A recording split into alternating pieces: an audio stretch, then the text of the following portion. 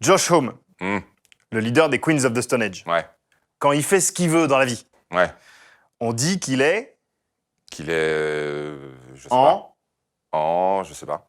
qu'il est en roue libre. Il y a plein de gens qui savent pas qu'il est roux, Josh Homme. Mais si tout le monde sait que Josh Homme, Non. il est roux. Tu sais que Josh Homme, il est roux, Max? Bah non, je sais pas qui c'est, Josh Homme, en fait. Tu vois? Il sait pas qui c'est. J'ai eu. Bah, c'est ce que je te dis.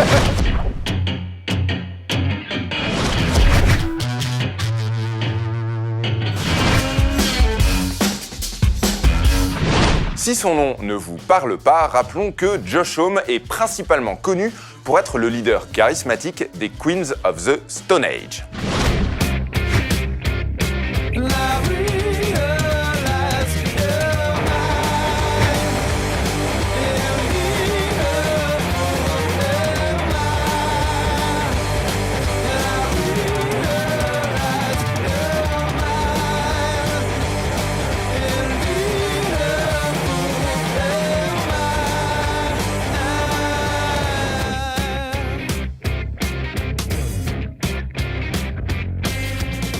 Pour autant, Josh Homme est un hyperactif notoire. Il convient donc de ne pas oublier que sa carrière regorge d'autres projets. Son premier groupe, Kyuss, est considéré comme un des pionniers du stoner californien. Il est le batteur des Eagles of Death Metal, le chanteur-guitariste de Them Crooked Vultures avec Dave Grohl et John Paul Jones de Led Zeppelin, et il sera producteur pour les Arctic Monkeys, Lady Gaga ou encore Iggy Pop.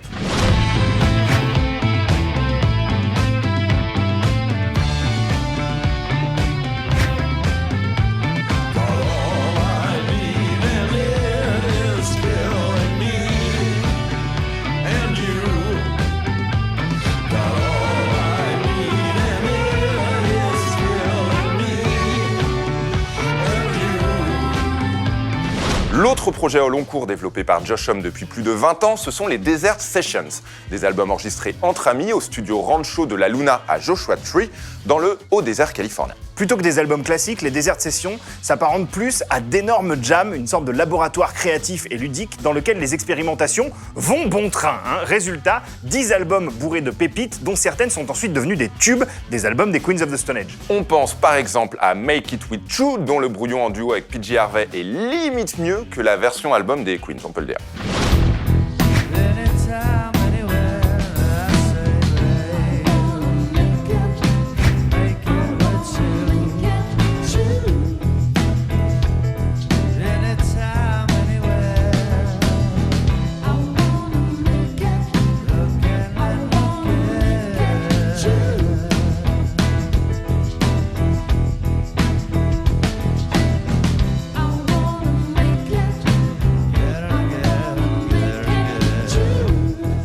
Les Desert Sessions ont vu passer des dizaines d'artistes et après des années de silence, il semblerait que 2 nouvelles sessions soient en préparation. En effet, après avoir évoqué le sujet des Desert Sessions dans une émission de radio, Josh Homme a ensuite publié une photo Instagram au hashtag plutôt révélateur. Parmi ces hashtags, un a particulièrement attiré notre attention, New Friends, un indice qui laisse espérer de nouvelles collaborations avec des artistes dont on a vraiment hâte de connaître l'identité. En attendant, même si les fans de la première heure sont divisés sur le sujet, on pense toujours que Villains, le dernier album en date des Queens of the Stone Age, est une petite bombe qu'on aime à la folie.